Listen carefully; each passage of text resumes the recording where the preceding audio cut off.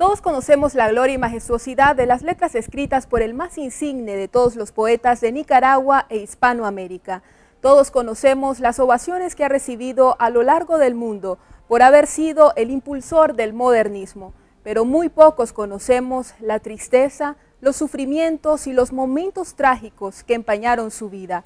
Hoy los llevamos a un recorrido impresionante por la vida del poeta Rubén Darío. Bienvenidos.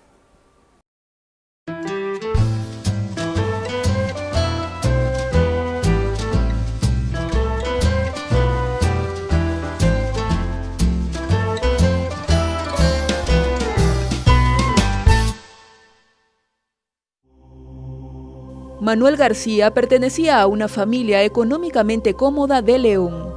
Por la popularidad de un antepasado de nombre Darío, se conoce a sus descendientes como los Darío. Manuel no encaja en el perfil de la familia tradicional de clase media. Con frecuencia bebe licor y visita prostíbulos. Su hermana Rita, que logra una alta posición social al casarse con el cónsul de Costa Rica, quiere evitar que ponga en vergüenza a la familia y decide casarlo con la prima de ambos, Rosa Sarmiento Darío. La joven es huérfana y cede al ofrecimiento, pero la vida de casada no es para nada parecida a lo que le habían prometido. Don Manuel Darío miraba a la esposa en la calle y si le gustaba y si la quería regañar, o no solamente la regañaba, o sea, le llamaba la atención o le decía cualquier cosa, sino que se sacaba el cinturón, la faja, como decimos aquí en Nicaragua, y la agarraba a fajazo en las calles de León. Y la mujer tenía que estarse capeando de los golpes y de la vergüenza de la gente. Embarazada y cansada de tanto mal vivir, Rosa regresa a casa de su tía Bernarda, quien junto a su esposo, el coronel Félix Ramírez Madregil, la habían acogido cuando sus padres murieron, hasta que llega su tía Josefa y la lleva con ella. La tía Josefa Sarmiento tenía un negocio en el valle de Olominapa. El valle de Olominapa queda varias leguas adelante de Metapa. Cuando pasan por el poblado de Metapa, antes conocido como Chocollos, los dolores del parto le comienzan a doña Rosa Sarmiento, la madre de Darío, y ya no pueden seguir adelante para donde iban.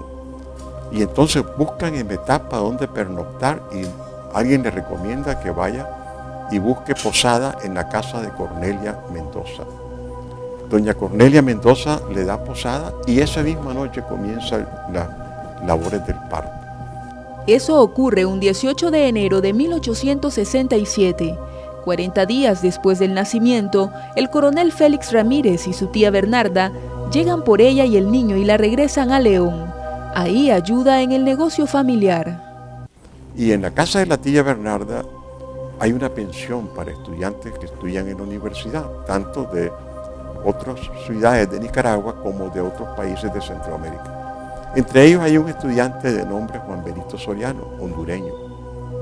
Y entonces, cuando el niño Darío tiene 2 años o 2 años y medio, Rosa Sarmiento, que se enamora de Juan Benito Soriano, hay un enamoramiento recíproco y deciden fugarse. Y se van llevándose al niño para San Marcos de Colón. Cuando ella está sirviendo comida en el comedor que tenía mamá Bernarda, pues alguien le tocó la mano cuando puso el plato.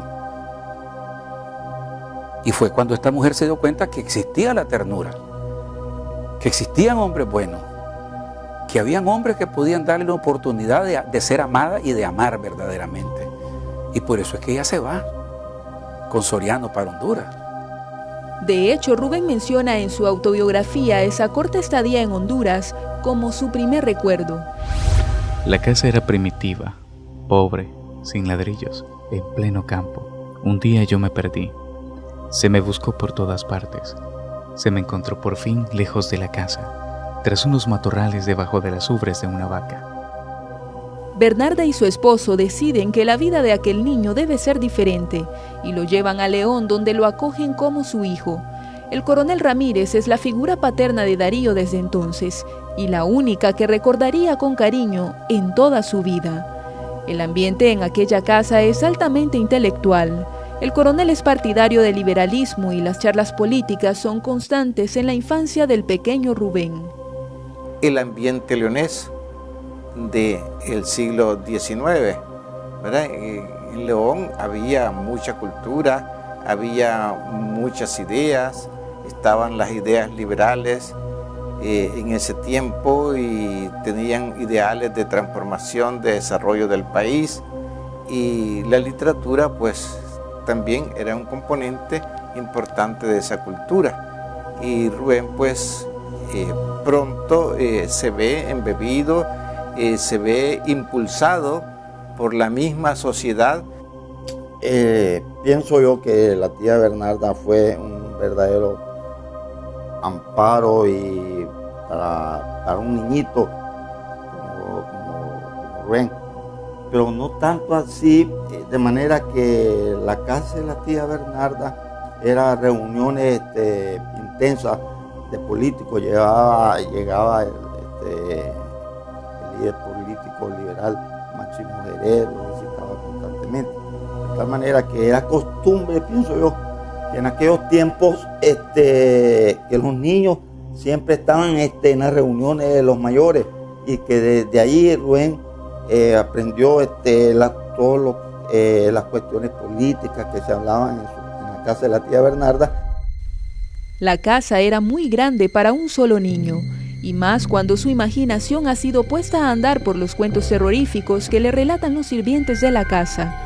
Rubén dice haber visto fantasmas y espectros desde su infancia, y eso le causa tal terror que es imposible para él dormir solo o con la luz apagada, incluso al llegar a la adultez.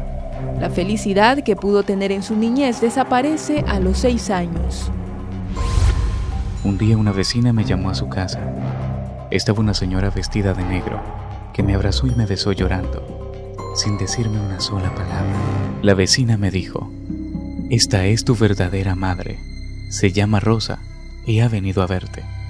Todo eso está incidiendo en él y lo hace un niño observador, lo hace un niño quieto, lo hace un niño callado. Buscó la sensualidad, pero también al buscar la sensualidad, por el otro lado buscaba la paz espiritual legítima, verdadera. Por eso llega hasta la Cartuja, buscando alcanzar un grado espiritual grande. Por eso visita brujos, por eso se hace gnóstico, por eso masón, un montón de cosas a las que recurre buscando a Dios. De hecho, la psiquiatra Yoconda Cajina realizó un perfil psicológico de Rubén Darío en base a los relatos biográficos que muchos expertos publicaron de él. Ella cree que es este episodio el que desata la timidez y el carácter meditabundo con el que lo describen quienes le conocieron. Él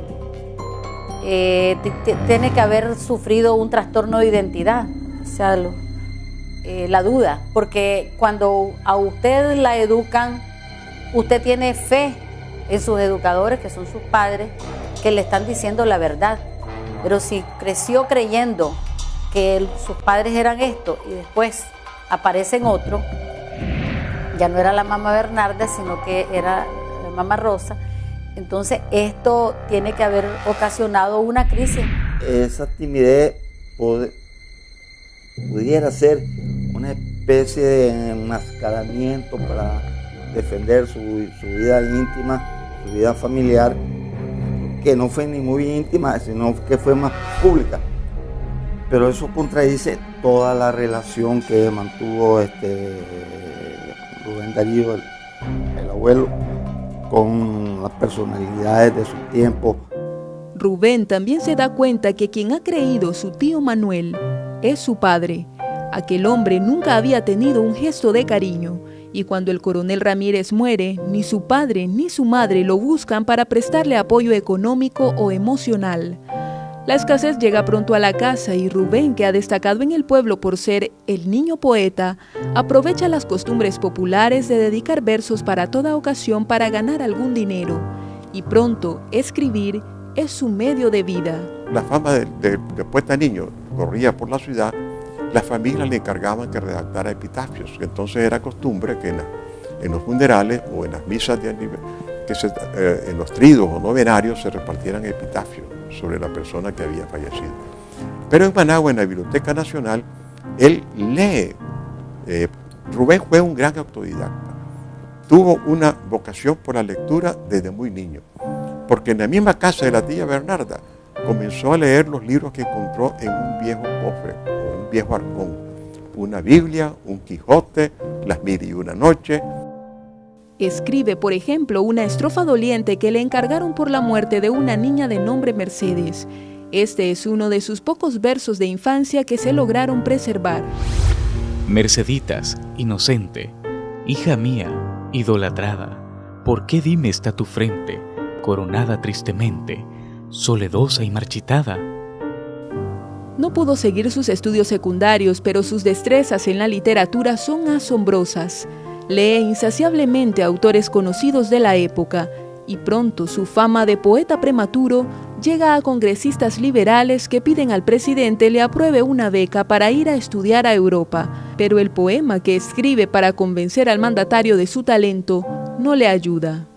El poema, el libro, que es un libro grande, que es el que recita él ante el presidente de Nicaragua, pues tiene muchas ideas contra la iglesia, contra los jesuitas.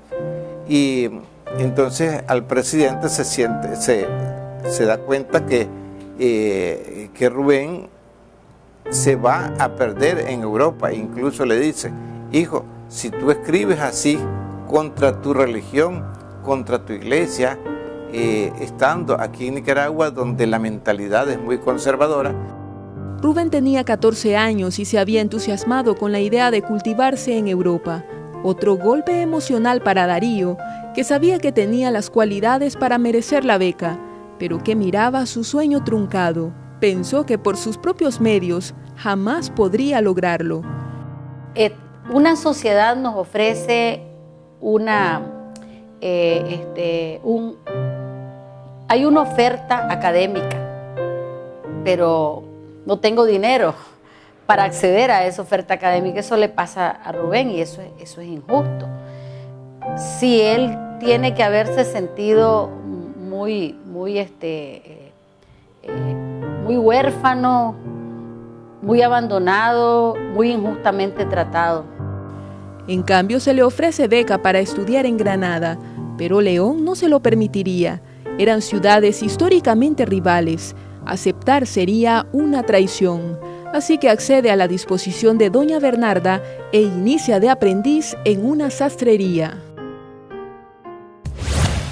Bueno, fueron a buscar a Darío y miraron a un hombre vestido tropical.